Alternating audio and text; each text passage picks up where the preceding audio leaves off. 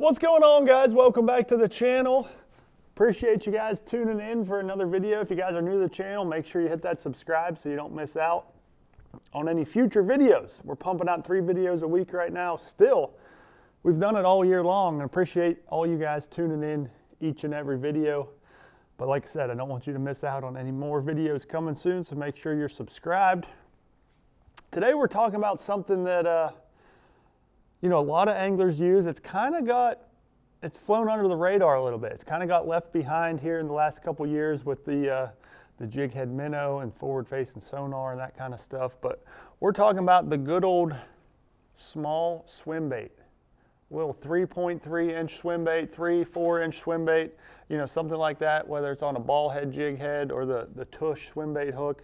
We're talking about these, and I'm going to give you a few things that most anglers don't do with their little swim baits. So we're going to kind of dive in, give you a few tips, and tell you something that you probably don't do with your swim baits, and you really need to be catching more bass.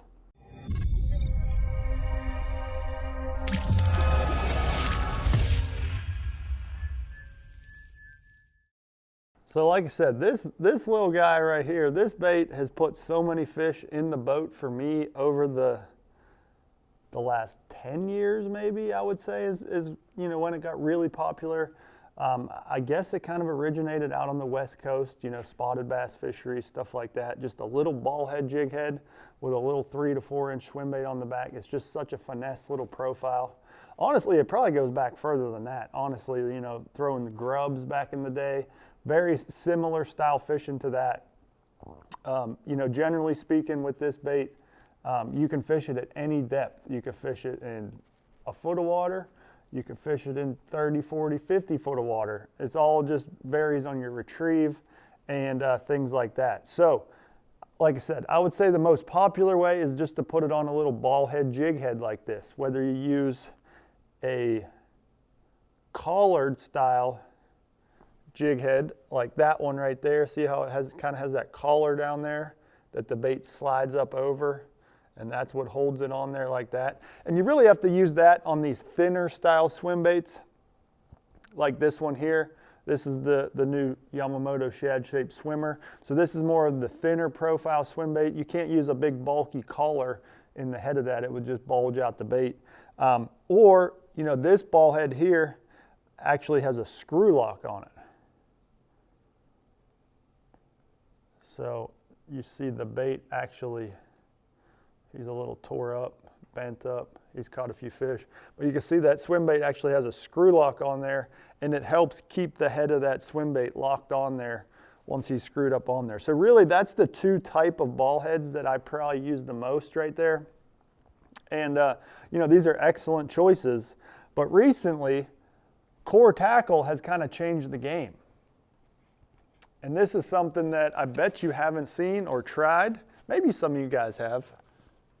But if you haven't tried this, this is definitely something that you want to add to your small swim bait game. And that is this guy right here. This is the Tush swim bait hook. Let me see. Here's one that is not rigged up inside the bait. So you can kind of see exactly what that hook or jig head looks like. And the cool thing about this is it does a couple things. First up, now you have I guess that would be a 60-degree line tie. That's a 60-degree line tie. So what that does is that helps this bait swim a little different than, say, the 90-degree line tie. See how that hook or that line tie comes out of the jig head at a 90-degree angle? And this one is a little more angled forward. So this helps it swim more over open water. A 90-degree line tie really changes how that bait swims. And for me, I like the 90-degree line tie when I'm really bouncing this bait off the bottom. So if I'm really slow rolling this across the bottom or something like that, that 90-degree line tie helps me pick it up and get it over a rock or something if I need to. But that right there is really the only time that the 90-degree line tie is better than the 60-degree line tie like this. Most of the swim bait time, this style bend in your hook is going to swim better, have better action, and just be able to hook them fish a little better because it adds a little more gap. That hook is, or that point, no, line tie. The line tie is not sticking straight up. It's at more of an angle, so it gives you a little more distance between here and the hook point to hook those fish like that. But I really like the Tush because it hides all the weight, so it's going to look more natural. This, say a ball head like this, or like this one, these are the same bait, so you can kind of compare them. Let's screw him up on there just so we can see. But this is the downfall of, say, that your regular ball head is, it's not as natural. You see that head at the top of there adds a little bit of length to the entire profile, but it just adds some bulk, and now you have that lead in front of your little swim bait minnow, so it just doesn't look as natural as hiding all of the lead inside the bait. So this is going to look more natural, and that there's not something for those fish to see and steer away from your small swim bait. So I've found times where they will really eat this better than the ball head, and I simply believe it's because they can see that lead or that tungsten at the front of that bait, and they're going to kind of steer away from it. So whenever you can bury it all inside the swim bait, just makes a much more natural looking profile. And then, lastly, with the Tush, since that weight is buried inside the swim bait and kind of spread out over the length of the bait, it gives it a totally different action than your ball head. So obviously the weight is all at the front of this. So when you cast him out, he hits the water, he's going to fall straight down because all that weight is in the front. He's going to fall straight down, hit the bottom like that, and then you're going to start swimming him across. But he's still, all of that weight is in the front, so he's staying down kind of head first, scurrying along the bottom. With the Tush, that weight is kind of spread out evenly. He kind of falls more naturally, kind of horizontally. But then once he starts swimming, that weight kind of helps rock the bait. So he kind of rocks back and forth a little bit more than the ball head. The ball head's more of just about the tail kick.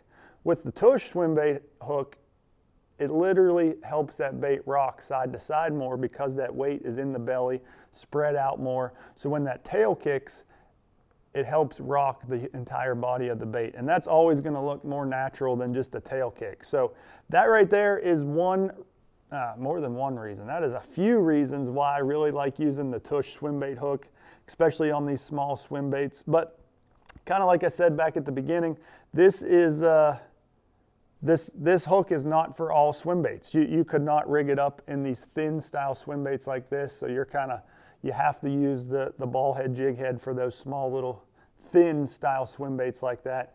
And I really like using these when that water gets really cold. If that water gets down into I'd say the low 50s into the 40s, that's really when I pick up the real thin finesse style small swim baits, just because it has a little bit tighter action, not as hard of a tail kick, and just kind of finesses some of those fish into biting that maybe the bigger paddle tail style swim baits would kind of steer them away from. But hopefully you guys learned something about small swim baits. Like I said, you got to try the Tush swim bait hook if you haven't already.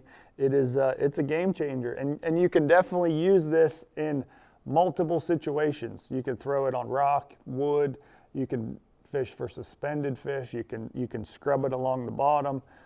Any sort of way you're throwing a swim bait, you can throw it with the Tush hook. And it's not just for small swim baits as well. I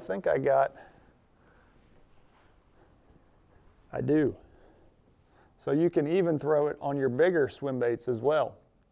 Like this is a 5-inch swim bait here, and that Tush swim bait hook, obviously there's different size weights and hooks and whatnot, but it fits into the big baits as well and does the same sort of thing with the rolling action. So the Tush is an awesome little swim bait hook, and I'm curious, have you guys tried it before?